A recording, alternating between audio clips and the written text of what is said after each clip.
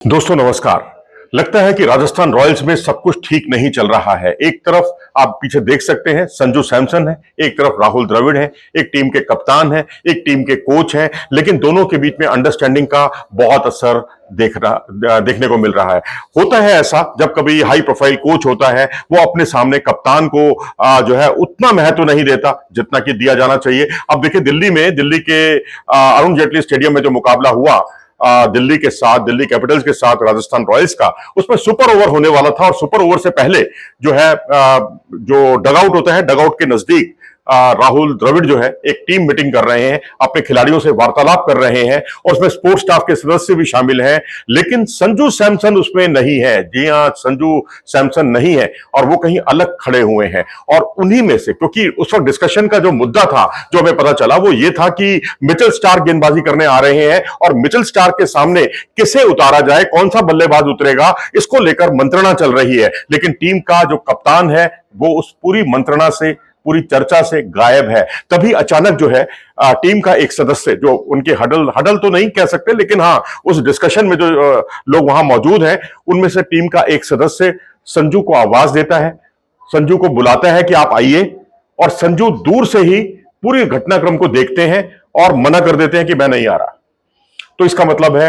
कहीं ना कहीं राहुल द्रविड़ और संजू सैमसन के बीच में तलवारें खिंची हुई हैं, दोनों एक पेज पर नहीं है और इसी का असर जो है टीम के प्रदर्शन पर भी दिखाई दे रहा है। और दूसरी बड़ी घटना जो अगर आप देखें तो संजू सैमसन जब पहले 3 मैचों में कप्तानी नहीं कर रहे थे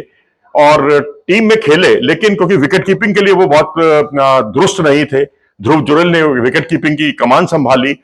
उस वक्त ऐसा लग रहा था कि जो है कप्तानी की जिम्मेदारी यशस्वी जायसवाल को मिलेगी, लेकिन यशस्वी जायसवाल, क्योंकि जिनका भारतीय टीम के लिए प्रदर्शन भी काफी अच्छा रहा, बॉर्डर गावस्कर ट्रॉफी में उन्होंने सबसे ज्यादा रन बनाए और उसके अलावा भी वो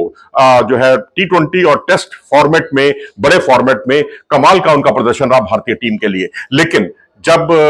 संजू सैमसन पहले 3 मैचों के लिए कप्तान के तौर पर उपलब्ध नहीं थे, तो उस वक्त कप्तानी की जिम्मेदारी रियान पराग को सौंप दी गई और यशस्वी जायसवाल को नहीं सौंपी गई। और रियान पराग का प्रदर्शन पिछली बार तो बहुत शानदार रहा था 2024 में, जब राजस्थान रॉयल्स के तमाम बल्लेबाजों में वो नंबर 1 बल्लेबाज रहे, जहां तक रनों का सवाल है सबसे ज्यादा रन उनके नाम रहे। लेकिन इस बार उनका बल्ला उस तरह से नहीं खोल रहा जैसा कि पिछली बार खोला था। इस बार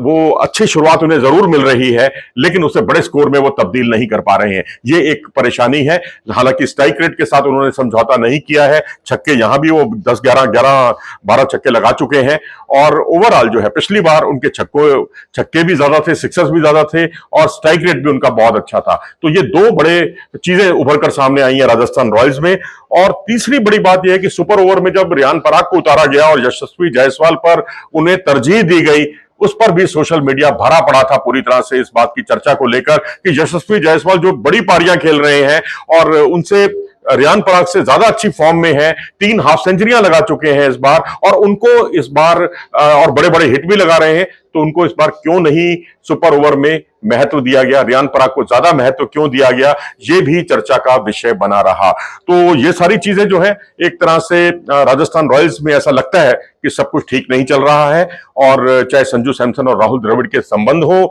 चाहे यशस्वी जायसवाल और रियान पराग के संबंध हो, और चाहे राहुल द्रविड़ का रियान पराग की तरफ ज्यादा झुकाव हो, वो भी, ये तीनों जो विवाद हैं उसने राजस्थान रॉयल्स की जो है को परेशानी में डाल दिया है। यही वजह है कि राजस्थान रॉयल्स अब तक जितने भी मैच खेली है, 7 मैच खेली है, उसमें से 5 मैचों में उसे हार का सामना करना पड़ा है। अब उसे 6 मैच कम से कम जीतने होंगे अगर उसको प्लेऑफ की रेस में पहुंचना है, जो बहुत ही मुश्किल, या ये कहिए करीब करीब नामुमकिन सा